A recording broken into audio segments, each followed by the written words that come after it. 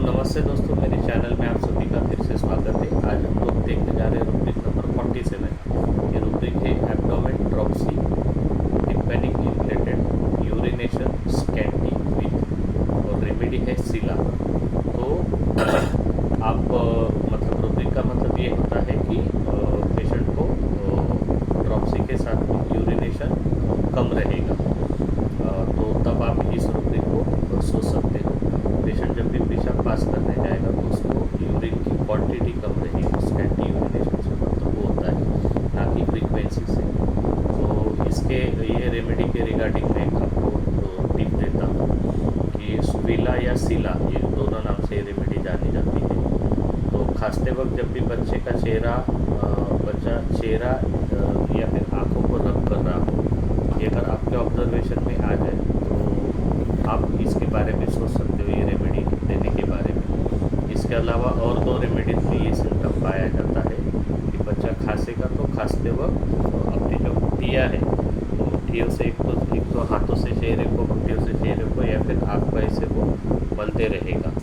और ये ऑब्जर्वेशन पे मैंने तीनों मतलब ये भी रेमेडी और बाकी भी जो दो है मैंने आज तक बहुत बार प्रिस्क्राइब करी हुई है। अगर बाकी सिम्टम टोटलिटी मैच करती है तो अभी ऐसी केस में अगर आपके पास में ऐसा बच्चा आया और आपको सीला देना है तो फिर आपको और भी कुछ टोटलिटी लगेगी, तो वो मैं आपके साथ अब शेयर करता हूँ। तो खांसी जब भी बढ़ेगी ऐसे पेशेंट की, तो वो सुबह में या फिर शाम को बढ़ेगी। कुछ ठंडी चीज़, आइस कोल्ड ड्रिंक या ठंडा पानी या जूसेस, ऐसा कुछ पीने के बाद में उसकी तकलीफ चालू नहीं रहेगी। खांसी बहुत दिन से ठीक नहीं हुई रहेगी, ऐसी भी नहीं हो सकती है कि खांसी को बहुत दिन से आराम नहीं है। खांसी की वजह से पेशेंट सो नहीं पाएगा सही से।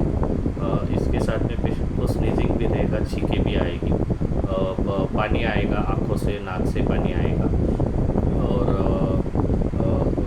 खांसते वक्त पेशेंट को पेशाब भी छूटेगी।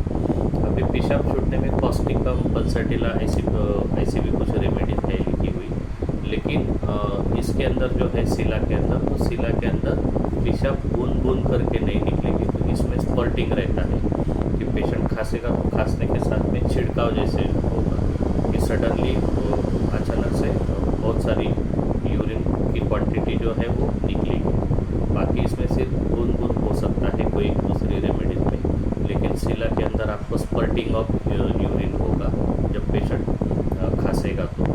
और उसके साथ में स्टूल भी निकल सकती है खांसते खांसते पेशेंट की, सेम लाइक स्पर्टिंग। खांसने के साथ में पेशेंट को गैगिंग रहेगी। गैगिंग से मतलब होता है पेशेंट खांसेगा और खांसते खांसते उल्टी जैसा करेगा।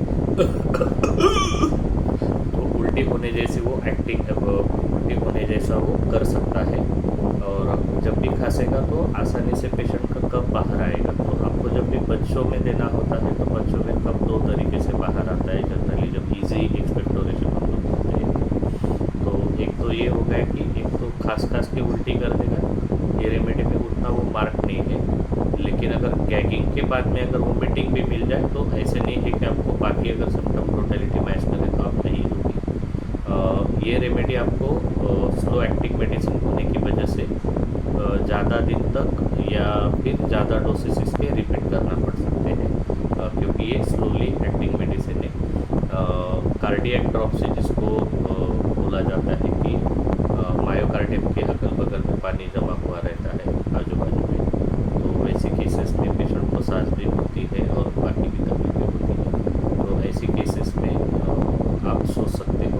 और ये जो एब्डोमिनल ड्रॉपसी यहाँ पे बोला गया है, जो भी मेन रूब्रिक हमने देखा है सब रूब्रिक के साथ, तो आप हमेशा ध्यान में रखना कि स्कैंटी यूरिनेशन हो, ड्रॉपसी हो, और साथ में अगर आपको कार्डियक ड्रॉपसी भी मिल जाए तो ये रेमेडी बाकी सारी रेमेडी से डिफरेंट होती है। और इसके साथ में दो या तीन और रेमेडीज है वैसी प्रेजेंटेशन वाली, तो आपका सिलेक्शन ऑफ रेमेडी बहुत छोटे इसमें हो जाता है। तो शुक्रिया। अगर आपको चैनल का कंटेंट सही लगता है तो please do like, subscribe, comment and share with your